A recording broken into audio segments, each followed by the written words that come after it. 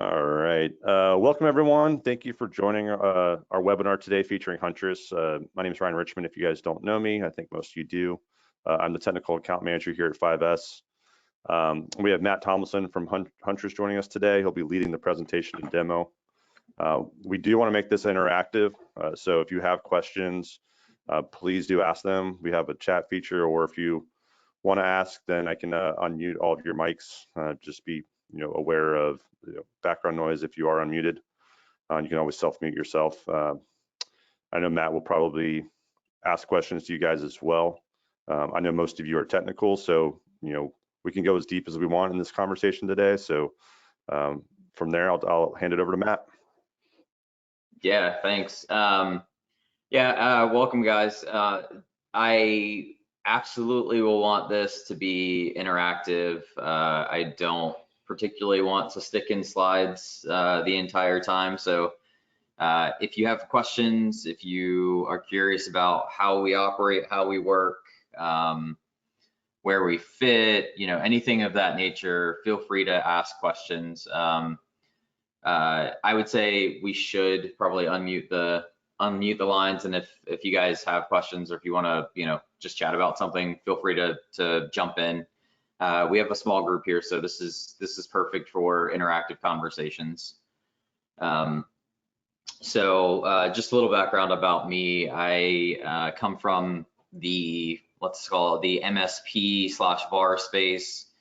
Have run sales teams for roughly about 10 years in that space. Came over to Huntress about 7 months ago to start basically what's called our channel partnerships.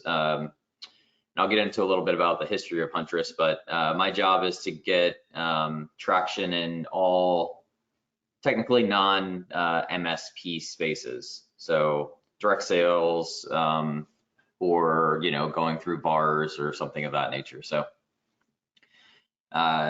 unless any questions are out there, I'll jump into the presentation. Again, happy to stop any of the slides at any point and answer questions with you guys. So with that said, just a common overview of what hackers are looking for right now. I think most of you already know this, but ease, so path of least resistance. So you'll hear me talk about RDP a lot. You're going to hear me talking about phishing a lot.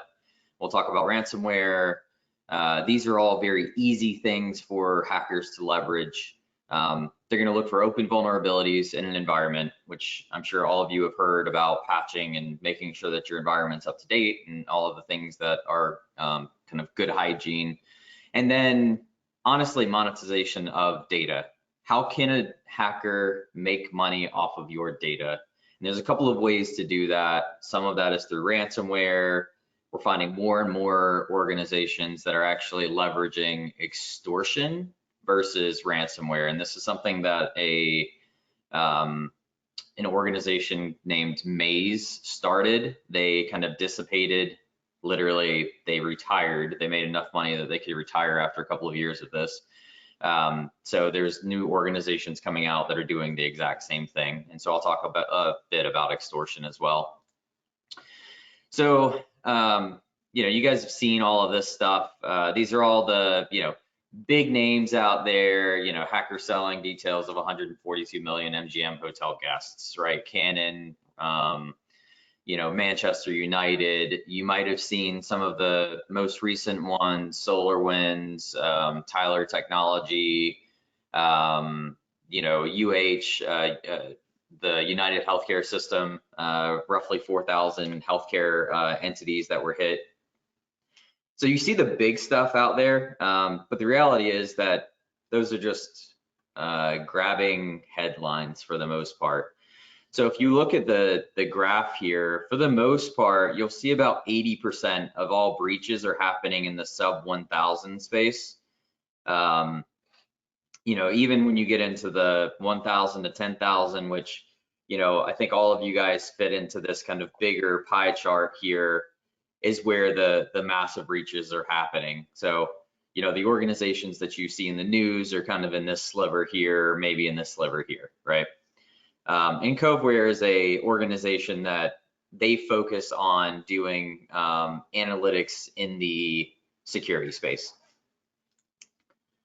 So one of the other things to kind of look at from just a different way of thinking is where do breaches happen when it comes to dollar amounts. So a lot of organizations say, I'm too small to be targeted. Well, in reality, the smaller the better for most of these hackers. And the reason being, A, there's less security engineers that are supporting the organization. There's less money to put into security in general. You usually don't have enough resources to manage everything that needs to be managed. So in general, the smaller organizations are easier targets. And if you go back to the first slide that we were talking about, ease is one of the very, very first things that hackers look for whenever they talk about who to attack and why. So that's just some data. Recently, Tom Bossert, which was a former Homeland Security advisor, came out with a statement that basically said, cyber threat hunters that are stealthier than the Russians must be unleashed on these networks to look for the hidden and persistent access controls. So Huntress specializes in persistence, and I'll get into what persistence is. It is something that in general, your protection and prevention solutions will not identify. So a little bit about who we are and where we came from to start with. We were founded by 3 former NSA guys. They were all offensive hackers. They all used persistence mechanisms to land in environments and basically gather intelligence. Their whole goal was to make sure that they were not identified. So they used persistence mechanisms to do that. When they got out of the military, they basically said, hey, how do we stop people like us from getting into environments? The reality is they figured out that they couldn't stop people from getting in, but what they could do is they could identify as soon as they land in an environment and create a persistent foothold. So they've done a lot of good things. They've gotten awards from various generals. One of their probably proudest moments was they won Capture the Flag at DEF CON, which if you're not familiar, is kind of like the Super Bowl for hacking, or the World Series for hacking. So when I say former NSA, NSA has janitors as well. So these guys weren't janitors, they were actually the offensive hackers that were out there. So we'll talk about the definitions for just a second, just so everybody understands as I talk about persistence and footholds. And forgive me for reading, but I'll just run through this. Attackers create persistence by establishing a malicious foothold in almost every targeted attack. Hackers do this by abusing valid Windows operating system components called auto runs. So the idea of persistence is the ability to stay in your environment after a reboot. Think about any of your applications that are part of your startup menu that come back into the environment. Those are all persistent applications. A foothold is established once a presence on a device, which enables them to do pretty much whatever they want. And so persistence mechanisms allow for footholds, and you hear me kind of use footholds and persistence mechanisms interchangeably in some scenarios. And then auto runs are basically just Microsoft's term for anything that starts automatically when Windows starts, regardless of whether it's a necessary start feature or not. So usually this is where some of the interactive conversations come in. Does anybody, and maybe we can unmute here, but does anybody see the difference between these two when logon commands? I saw Scott just come off mute. Idea, Scott? Sorry, no, I must have accidentally clicked that, sorry. No, it's fine. So the reality is at this level, there is no difference between the two. And so this is where, when you're talking about protection solutions, this is where things start to get a little nuanced, right? So the actual run initiative or the executable that's running is the exact same in both of these when logons. One is a legitimate auto run and the other one is an attacker auto run. And basically you wouldn't see that at this level. You're not going to see it until you get into the actual command line behind what this executable is. So if you think about where Huntress fits versus where your AB, next-gen AB, and EDR fit, I'll stay here for a few minutes, but most organizations are looking at your executables, your applications, the kind of normal, let's call it transient items that are going through your network. Huntress is going to focus purely on auto run functionality. So we're looking at that bottleneck of persistence. So when we say that we play down in that 20% space, most of those organizations don't play in that space or don't identify a ton in that space for a couple of different reasons. One of the main reasons is as a antivirus, next-gen AV, EDR, one of their core functions is stopping bad stuff from happening. Well, in our world, most of the bad stuff that's happening is leveraging legitimate processes. So if one of those applications were to say, I don't know, kill explorer.exe, where a piece of malware may be hiding, what you're going to get is a blue screen. If you get a blue screen, more than likely, you guys are going to get, lots and lots of phone calls about why a server or why a workstation went down. And more than likely, that AV, next-gen AV, EDR, insert protection acronym here, they will probably be uninstalled because they took your system down. So they tend to stay away from that. The other thing is that they have to make decisions in very, very, very short time periods. So when you click on a executable, it only has a few seconds to run through what would be a validation procedure to figure out whether it's a good or bad application. And so it can only go a couple of layers deep to figure that out. From our perspective, we go as deep as we need to because we're looking for those persistent footholds. So this is really where we live. It's boring for most people. The reality is this is a brand new Windows 10 box. It's got it's got Google Chrome on it. You have 872 auto run entries out here, and that's a little bit of everything. It's systems, it's drivers, it's scheduled tasks, it's when logons. It's pretty much anything that starts with your device, right? And so, another question that's usually asked here from the IT professionals is, would you know or would you notice if one of those 872 was modified, or if one of those 872, turned into 873 or 874? Would you know? The most common answer is no. There's usually not a process to tell you whenever auto runs change or when auto runs get added. So this is where most persistent attackers like to hide, because you're looking for needles in a haystack, and it's unlikely that you're actually doing any kind of monitoring or looking at this space. So we'll go into how we work real quick. Won't bore you with the details a ton. I will spend some time here in the threat ops space, but we deploy a really lightweight agent. It's really simple. Takes about 20 megs of RAM, couple of percentage of CPU at max. I think our very first scan is the most intensive, and it takes about 3%. Once we scan, we push it into our software. That's where our automation comes in.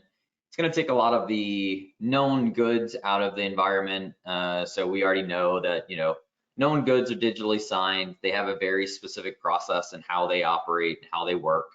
And so those go into, kind of a known good status. Now, If anything changes in the way that those applications run, launch, how they stay persistent, anything like that, it will flag and it'll go into an investigation phase. Anything that's suspicious or doesn't have something that's either known good or bad, it will go into more of an observation stage. And that's where our threat ops team comes in. And threat ops is all human threat hunters. So for us, unlike most applications, we don't automatically make decisions based on software analytics. We actually will flag things and let our threat operations team, which are all high-level security analysts, make the decisions for us. So they'll go in, they'll parse data, they'll figure out whether, you know, a auto run is good or bad. If they can't figure it out, they'll take it down and sandbox it to figure out whether it's actually good or bad. This team is also the one that will actually start pulling code apart to figure out, you know, if something's malicious, what it's actually trying to do. So like, let's say it's a day 0 scenario. This will actually tell you what that mechanism is doing, what it's trying to attack. So give you an example of that. TrickBot, not too long ago, if you're not familiar with it, TrickBot is a general Trojan, usually drops ransomware, things of that nature. Came out with a variant called TrickBoot, which is very clever on their end. And what it does is it attacks the firmware of your, I'll call it BIOS or UEFI. So basically it's going to be pre-Windows boot. So what was happening was TrickBoot was infecting the firmware, and even if you did a restore, TrickBot was being reinstalled through that iteration. We were one of the first groups that saw that. We actually pulled the application apart. We figured out exactly what it was doing. So we caught it live in the wild, identified what it was doing, and then put criteria around that to make sure that we're stopping that going forward. And then, you know, anything that the threat ops team finds, we pass out to all of our agents across the board. So if there's something that we find that's not good, we will pass it out across everyone. Then obviously we do future scans every 15 minutes. We do a scan. And then if we find something that is malicious, we create a incident report. And those incident reports are going to come out and tell you what the problem is, what devices is actually hit, what the malware is, and then how to remove that specific solution. So if you're doing a managed services version of that, where 5S is managing this for you, basically those incident reports would go to 5S. They would jump into the dashboard, do the remediation for you. If you were managing it on your own, you would get those, you know, you would get those reports, and then, you know, if you weren't sure how to resolve that, you could reach back out to 5S. So there's a couple of different ways to do it, but those incident reports is going to be where you actually get all of the detailed information about what we found and what it's doing. So they look something like this. You'll see in the red all the big bad names. Emotet. More than likely you've heard of Emotet in the news. I think there was a city, I think High Point is here. In the city space of state and local government, Emotet is a big adversary for state and local governments. They tend to target those. The interesting thing about Emotet is that it's polymorphic. It changes its binaries or hashes every 24 hours.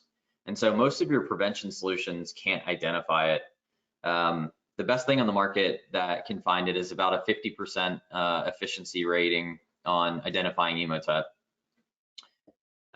So usually they get in and then they start moving laterally. The interesting thing for us about Emotet is they use the same footholds. They use the same persistence mechanisms to stay in your environment every time. So regardless of whether prevention finds it or not, we will see it once it lands and, let's say, sets up camp to kind of go through the long haul. So these are just some iterations of what our incident reports would look like.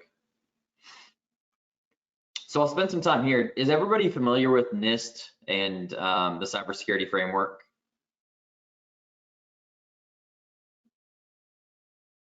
I'm going to take silence as a yes. All right, so this is a general NIST CSF kind of guideline documentation. So they have 5 stages. They have identify, they have protect, detect, respond, and recover. Each one of these is very important to your organization as far as making sure that you're covered. So asset network management, SIM, governance, risk compliance, that's on the identify side. Usually it's identifying assets in your network. If you ever look at the CIS benchmarks strategy, understanding your network, both on an application and a hardware standpoint, is one of the most important things to do. So if you guys are running managed services through 5S, they're probably already doing this for you with their agents, but asset and network management is probably the most important thing in identify. Protect is going to be all of the stuff that's trying to stop things from getting into your environment. So you'll see AV, next-gen AV, firewalls, DNS filtering, multi-factor authentication, email, phishing training, you name it. You've probably seen it. You may have all of these things in place. And then you get into detect and respond. Detect and respond usually gets a little bit complicated. Most organizations don't usually go down these paths, and I'll talk a little bit more about that in just a second. And then you get into recover, which is basically your backups, disaster recovery, incident response plans, business continuity. Basically, if something gets past protection, how do I recover from that? So this is kind of what NIST would say is kind of best practice. Talk about boom here. This is usually what people actually have, right? So when you talk about security budget, security spend, bang for your buck, this is where most people feel like they can invest and get a lot of protection. So you'll see asset management is here. Again, if you're running managed services or you have some kind of RMM or something of that nature, you probably have this. AV, firewall, DNS filtering, something like Umbrella, email filtering for spam, and then phishing training, which interesting tidbit about phishing. Anybody that's over 1,000 endpoints, the vast majority of attacks, roughly 80%, are going to come through phishing attacks. Anybody that's sub 1,000 are going to come through open RDP ports. So you'll see that RDP and phishing are very, very important to make sure you're managing. But then you'll see that this detection and response category is pretty much blank. You have some gateways out here for web and email traffic, but other than that, you don't really have anything on the endpoint that's actually doing detection and response. And then you have data replication and backup. So we have this line here that's what we call boom. And so what I would classify this as, this is an incident. So something has gotten past your protection mechanisms and has gotten into your environment. So they've gotten past your first line of defense. So the question is, now what? And if they've gotten past these products and you have nothing in detect and respond, your last line of defense is recovery.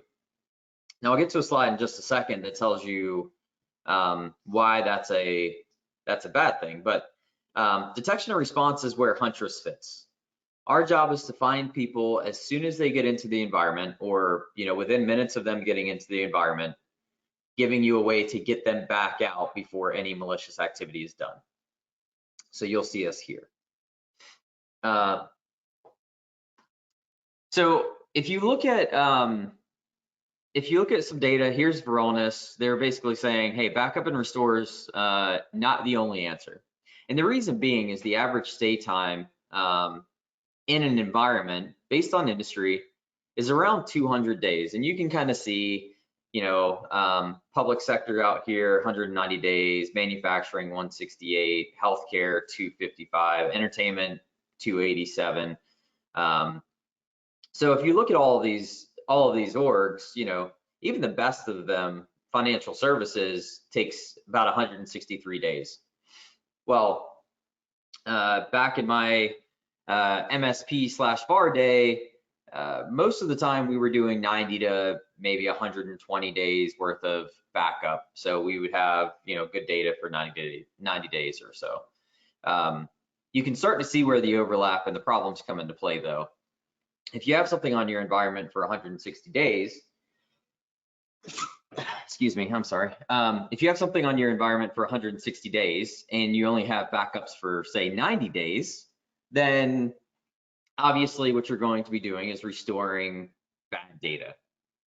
Not only that, but the bad guys have said, hey, look, after 90 days, if you go back any farther than that, you're doing more damage to your business by losing 3 or 4 months worth of production and productivity than you would by paying ransomware. So you get kind of stuck in this weird space of I can restore, lose lots of data, or I can pay a ransom and go back to work potentially. So this is why backup and restore by itself isn't the answer. And so for us, our kind of target market, which is really vague and really open, and we do that specifically because we feel like we belong in pretty much every environment, but it's a target that utilizes Windows operating systems, pretty much any vertical in industry because they're all open for attack. Somebody that is not doing something for detection and response, and then people that generally are going to rely on backup and restore as their what I would consider right of boom or after incident happens. So in general, that's kind of where we fit and what we do. I'll be happy to go into some details. This is kind of a rough estimate of this cost of downtime calculator, and we have these that you could run for pretty much any organization, but this is just an example. 100 employees, $75 fully burdened per employee. Max impact is 100%, and they're down for 24 hours. You're down for 24 hours. You have to pay those employees, and you basically are paying $180,000 for that downtime. That's just people cost. It's not opportunity cost. It's not cost of brand. It's not impact of data loss. It's not any of that stuff. This is just purely, I have to pay my people. Now, the interesting thing about this is Huntress at the price point that we run at, you're probably able to pay for Huntress for about 30 years for that $180,000 in that 100-person network. So, basically, if we can stop and prevent one of those outbreaks from happening, that takes you down for 24 hours. We've paid for ourselves within that 30-year period. So I'll leave it there. I'll open it up for discussion. I can jump into the dashboard. I can show you, what we do. I can show you how we do it. I can talk about specifics. I can talk about comparative analysis of current products that you guys currently use. If not, I will continue on and talk some more about what our platform encompasses. So that was basically just persistence. We have a couple of other pieces in the platform, but I'll open it up real quick. It's been about 30 minutes of me talking. So what questions do we have? Yeah, you guys should all be unmuted. So I think you're all self-muted right now. So if you do have any questions or anything or any feedback, anything that you want to potentially know, then go ahead and unmute yourself and ask away.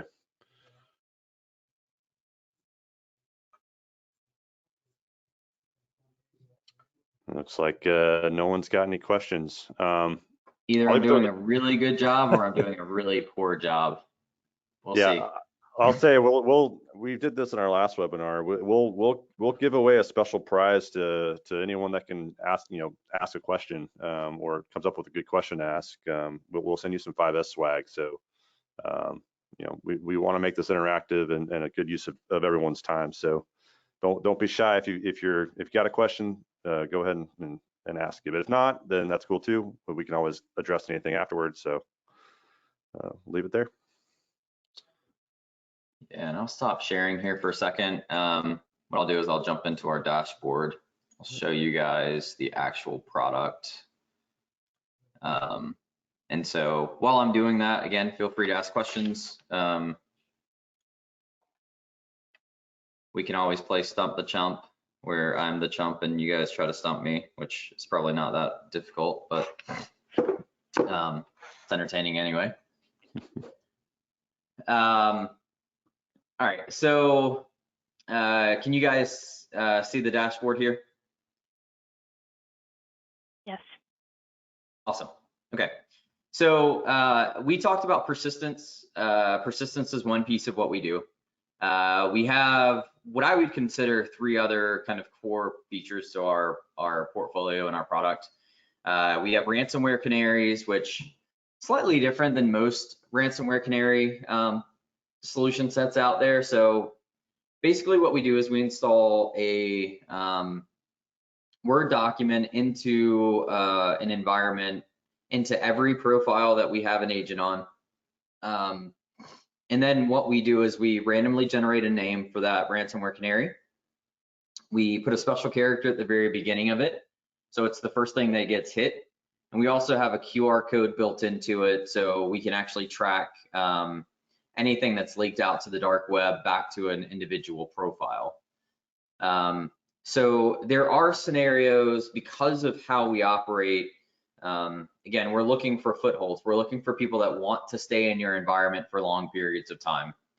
There are, let's say, drive-by attacks, right? And so it's going to be somebody that just comes in, breaches your protection, drops a piece of ransomware, and then they leave. And the hope is that they get somebody that doesn't have backups or something of that nature. We can identify that ransomware as soon as it lands and starts encrypting. So this is one thing that we noticed that a lot of our end customers needed that persistence wasn't doing for them. So we built it into the program and into the platform. Next iteration for this is going to be what's called host isolation. Basically, what'll happen is once we get to a point where people stop leaving us notes inside of the ransomware canaries, which happens more often than you would think, we will basically get to a point where we actually can lock down the actual host. There's a couple of different ways to lock it down, and we're still trying to figure out what the best way to do that is, but you can lock it down by IP address. You can take the NIC offline. You can take the device offline. You can do a lot of these different things to stop the spread laterally of ransomware. The next piece here is external recon.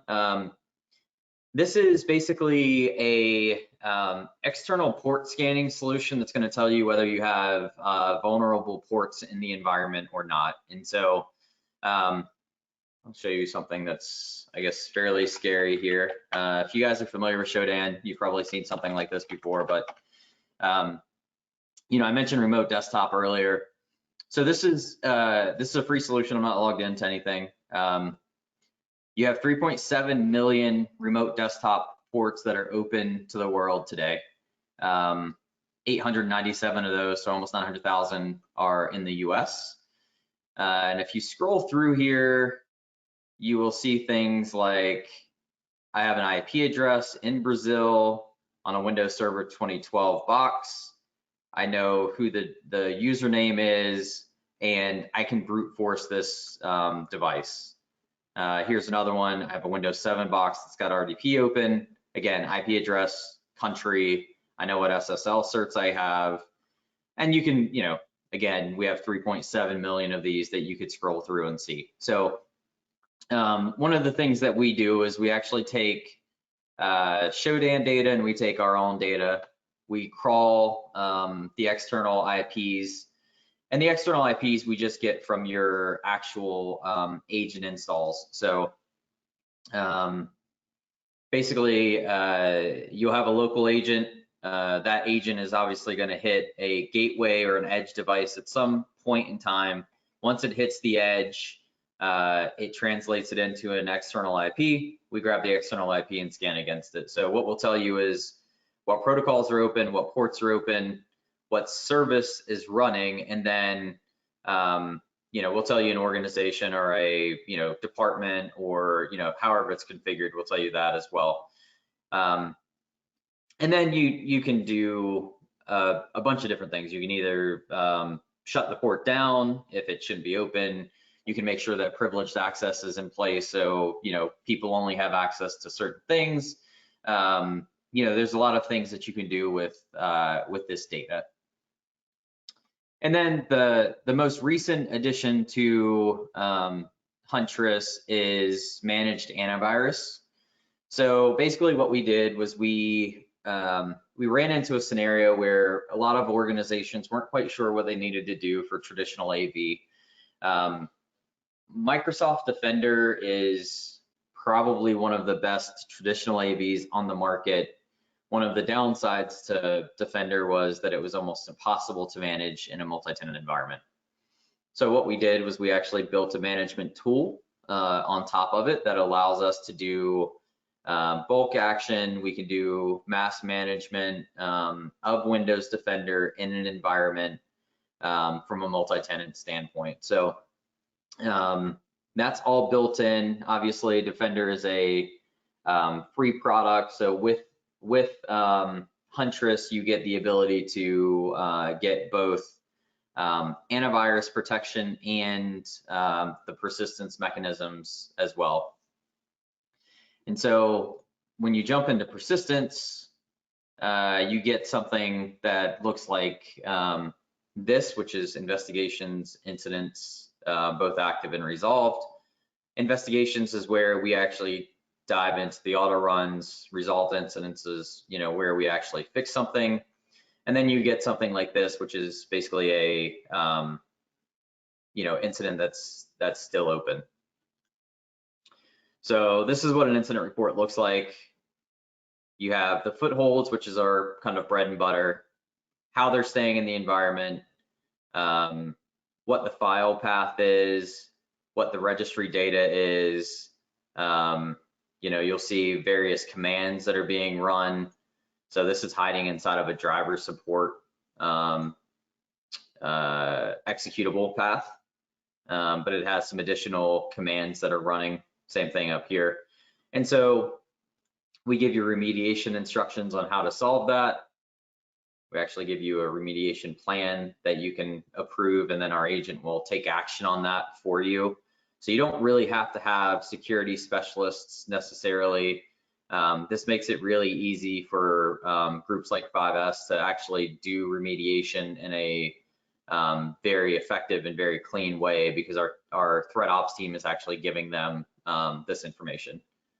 And then if Microsoft Defender finds something and it can't resolve it, it kicks it up into our persistence mechanism and creates an antivirus detection that gets put into our remediation plan as well. So again, I'll stop there. Any questions? Any concerns? Any comments?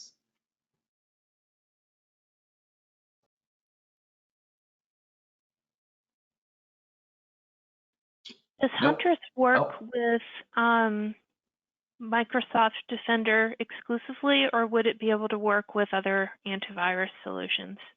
So we manage Defender as part of the package, but we sit beside pretty much any AV, next gen AV, EDR that's on the market. So we don't compete in any form or fashion. They don't see us as like a malicious entity. We don't see them as a malicious entity. So we work hand in hand with anything that's out there. Defender is just built into our product. So if you have nothing else from a traditional AV standpoint, you can use Defender as a free product that's built into Windows 8.1 and above, and we'll manage that as part of the process. But in no form or fashion would I say that Huntress is like the end all be all there. I would say that if you have the ability, there are some good next gen AVs out there. There's good EDRs out there. It just depends on what you're willing to spend and what you're willing to manage, which EDRs can get fairly complicated pretty quick and get really noisy really quick. So as an internal analyst, sometimes they're more trouble than they're worth. So it just depends. But good question. Gotcha. Thank you. Mm-hmm. All right, so Michelle broke the ice there. So, yep. Who else? Is there any plan to incorporate other operating systems other than Windows into the supported version? Yeah, we'll be adding Mac OS or Apple OS to our product as well. No plans right now for Linux. To be perfectly frank, the persistence mechanisms that are being abused in Windows almost, it's exponentially more than any of the other OS. And that's predominantly because Microsoft likes to build on top of their existing platforms. And so there are a lot of these persistence mechanisms. There's about 200 of them out there right now that Windows just continues to build on top of. So not sure how long you guys have been in IT, but I'm assuming you've probably seen like older versions of Microsoft where you click on help and it brought up that internet page that said, click this link and it'll take you to a internet help page instead of doing help internally. That actually used a product called MSHTA, which is Microsoft's HTML handler, to do that. That is still in place today. It still runs, it still is leveraged for various things. It can run any web language that you can think of. So that's why we tend to stay in this space. But Mac is absolutely on the in the roadmap, and actually I'll show you real quick. So we have as part of our product, you can actually upvote pretty much anything that you want. You can create anything that you want as far as what's out here. So if you look here, planned Mac OS API mandatory two-factor authentication and SAML is all actually planned and on the roadmap. So they are all coming in one of the upcoming iterations. So good question there. Do you have anything that's non-Apple / Microsoft? Are you thinking like Linux or anything like that? Yeah, I was curious on the Linux front. Yeah. And how about you support all the mobile devices, tablets, and whatnot? So anything that runs a Microsoft OS. So, not going to do iPhones or anything like that. And to be perfectly frank, like there's not enough, there's not the same problem in that space as there is in, your traditional laptop, desktop, server space. So we tend to, honestly, I tend to stay away from those. Like I don't even recommend doing anything with them. I would say servers and endpoints is where you want to focus your time.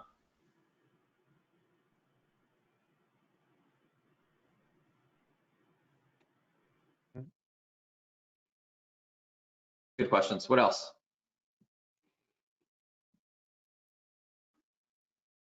I'll show you a quick example of that MSHTA concept. So here's a this is a fileless malware. So Cufter originally was built as a ad fraud solution. So, back when, you could basically get these clickers to go out and click ads, and, the more they clicked, the more money you made. That's what Cufter was built for. What they found out, though, was that they were built so well that they could do a bunch of other things. And so now they have anti-removal programs, self-defense mechanisms, and then they drop things like ransomware. And it's all fileless, so there's not an actual executable or anything like that that's continuously running. So, so they hide themselves in registry and other auto runs. But here's MSHTA. Here's the file path that it's leveraging. And if you look at the registry data, this may look like gibberish, but basically you have JavaScript running. It's calling a new ActiveX object to create. It's going into the registry. So, in most scenarios, MSHTA should never be running JavaScript. But your AV, your next-gen AVs, your EDRs, all of your protection solutions say MSHTA is technically allowed to run any web language that's out there. So it's allowed to run JavaScript. And JavaScript is allowed to call new ActiveX objects. And so as an antivirus goes through this stuff, it starts to look and it says, okay, MSHTA is running, JavaScript is running, that's okay, that's okay, new ActiveX object, that's okay. By the time it gets about here, it has to decide whether it's good or bad. And so it'll either check the box or not. You'll see another one down here, command.exe. Everybody knows command for the most part. And this /c basically is a, it's gonna open a window and then it's gonna start something else and it's gonna close the command window after it's executed. So command.exe is launching, it launches a /c, and then starts a program, and then it points to this file extension. I don't know how familiar you guys are in registry editors, but every extension on your device looks to registry to figure out where an application should open, what it should open, how it should open, all of that kind of stuff. So what'll happen here in this particular scenario is Cufter will actually send you on a kind of treasure hunt. So it'll send you to this file extension .30f040bf9. That'll actually tell you to go to another file extension, which will tell you to go to another file extension, which will finally tell the application exactly what it needs to do. Because it's jumping around so much, antiviruses won't see that. And so if you're familiar with VirusTotal, VirusTotal is basically an aggregator of all of the major antivirus solutions, next-gen AV, EDR, all that kind of stuff. So if you put this hash in, which is the kind of fingerprint for that file, you'll see that basically Microsoft is agreeing that this is a approved application from Microsoft, and all of these applications have it as undetected. Sentinel-1 is an EDR. This is their machine learning. Probably find CrowdStrike in here, FireEye, F-Secure, Cylance. Here's Falcon, probably one of the most expensive products on the market. And they all show undetected because of the complexity of this command path and their ability to check all of the boxes before they have to make a decision to pass or not. So this is where we live for the most part. This is, like I said, this is our bread and butter, and you'll see that, we show you VirusTotal information on each one of these. And sometimes you'll see that VirusTotal can actually pick up some of this. Actually show you an example of that. So these low incidents, this one, for example, you'll see like 26 of 70 found this as a a pup of some form or fashion. But that's only one of the 3 footholds. So even if you went in and deleted this foothold, these 2 pieces would actually allow it to reinfect your environment.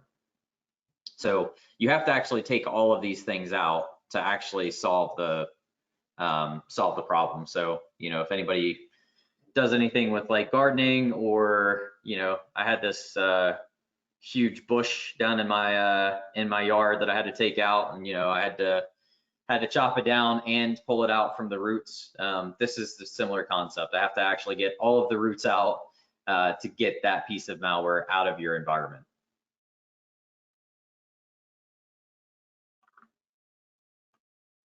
All right, I'm gonna stop there for a second. Questions?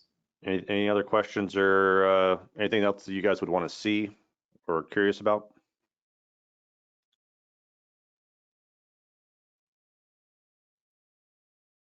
Does everybody understand where the detection and response comes into play outside of what you probably have in your current stack today?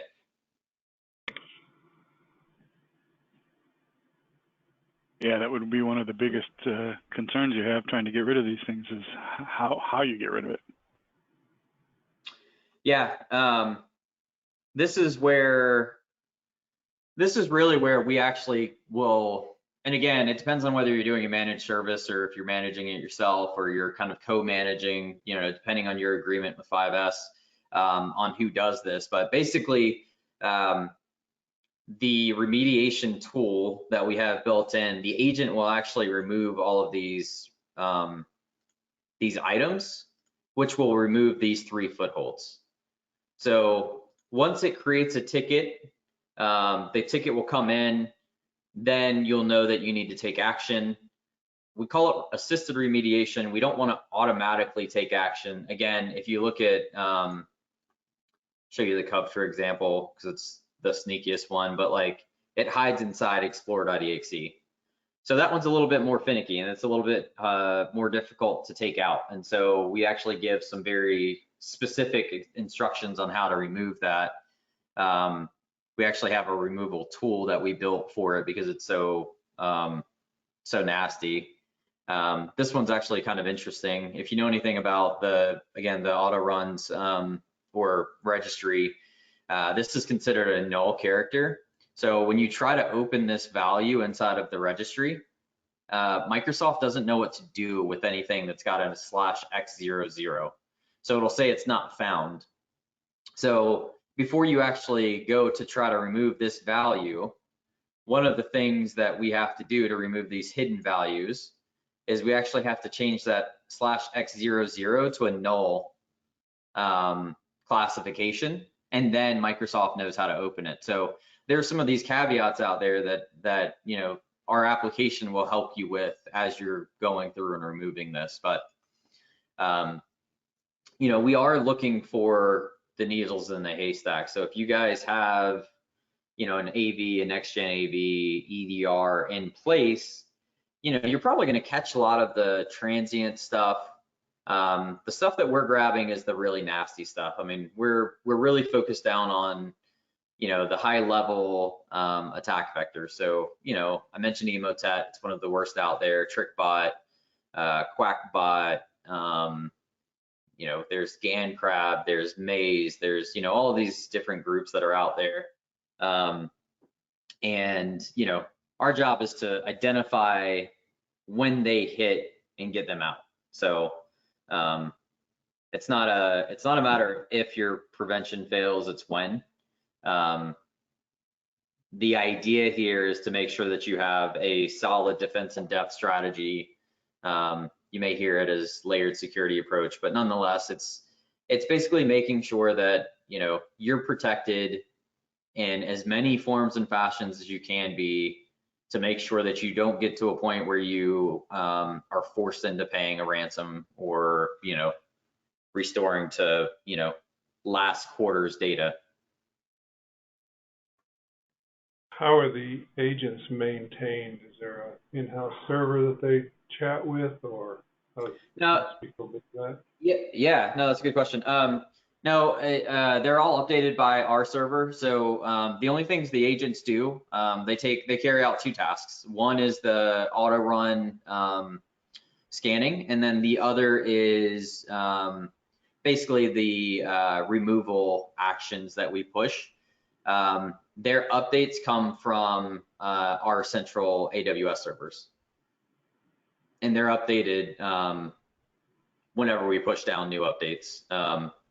Or whenever threat ops find something new. So, you know, if they find, for example, I mentioned trick boot earlier. As soon as we added trick boot to the library, we kicked it out to, you know, all of our, you know, roughly 500,000 agents that got updated, you know, instantly. So that was kind of an out of band update, but our updates are so small that you won't see an impact on your, you know, bandwidth utilization. The system's not going to see an impact on it because, again, it's, you know, we're giving it auto run strings that it needs to be aware of. So it's very, very, very small.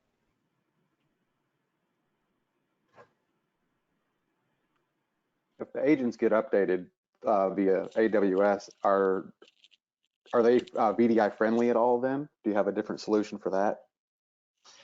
So VDI is actually kind of interesting. We have because we are based on profiles, and we look primarily at just kind of like the core station, things like Citrix, for example. You know, if you're using Citrix or Horizon or you know, one of those, we usually put our agents on the actual core server. And so it doesn't matter how many VDI agents you have deployed, we're actually managing it down at the server level because that's where all the profiles live. So you wouldn't actually have it installed necessarily on the VDI instance in and of itself. Does that make sense? Yeah, okay. Thank you. Not only that, but you only pay for the server, you don't pay for all the VDI instances. Unless you want to, and then I can figure out a way to charge you for it, but cheaper's always better. Yeah, I figured. So yeah, that was one of the things that always struck me as odd when I was selling this product versus now, well, I guess I am still selling it, but when I was selling it as an MSP, you know, we could get in and support hundreds of VDI instances for, you know, the cost of a couple of servers. So it's pretty nice. All right, we got about 2 more minutes left on our time. I don't want to go past 2 o'clock. So if there's any last questions, I'll go ahead and get those out now. Otherwise, we'll wrap up. Yeah, the last thing that I'll leave you guys with is 5S has the ability today to basically set you up with a 3-week or 3 critical and high incident, whichever one comes first, trial. So you could actually deploy this out into your environment, unlimited agents, doesn't really matter. And you can run it in your environment for 3 weeks, or, you know, again, if you hit the critical or high, you know, because of the threat ops overhead, we limit it to that, but you can run it in your environment. So, you know, no risk from a trial perspective from that side of things. So if you want to do that, you know, reach out. They can get that set up. I can help with that. We can get it deployed. It's very simple. It'll probably take less than 10 minutes to deploy to all of your devices. Usually we just push it via GPO or RMM. So super simple there.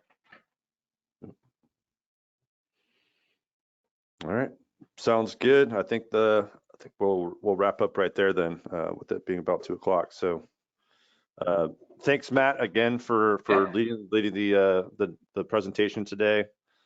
Thanks everyone else for joining and giving us your time. We'll be following up with you guys afterwards. You'll probably hear from Les or Robbie from our side. So once again, appreciate it, and hope you guys have a good rest of your day. Thanks, Matt. Thank you for your time. Yeah, absolutely. See you. Thanks, guys. Thank you. Bye.